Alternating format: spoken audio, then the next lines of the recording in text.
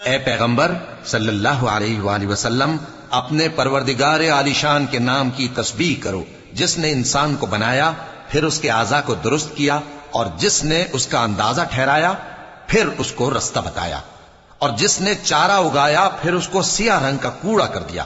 اے نبی صلی اللہ علیہ وآلہ وسلم، ہم تمہیں پڑھا دیں گے، پھر تم فراموش نہ کرو گے، مگر جو اللہ چاہے۔ وہ کھلی بات کو بھی جانتا ہے اور چھپی کو بھی، اور ہم تم کو آسان طریقے کی توفیق دیں گے، سو جہاں تک نصیحت کے نافع ہونے کی امید ہو، نصیحت کرتے رہو۔ جو خوف رکھتا ہے وہ تو نصیحت حاصل کرے گا، اور بے خوف بدبخت اس سے کترائے گا۔ جو بڑی تیز آگ میں داخل ہوگا، پھر وہاں نہ مرے گا اور نہ جیے گا۔ بے شک وہ مراد کو پہنچ گیا جو پاک ہوا، اور اپنے پروردگار کا نام لیتا رہا اور نماز پڑھتا رہا۔ بات یہ ہے کہ تم لوگ تو دنیا کی زندگی کو ترجیح دیتے ہو، حالانکہ آخرت بہت بہتر اور ہمیشہ باقی رہنے والی ہے۔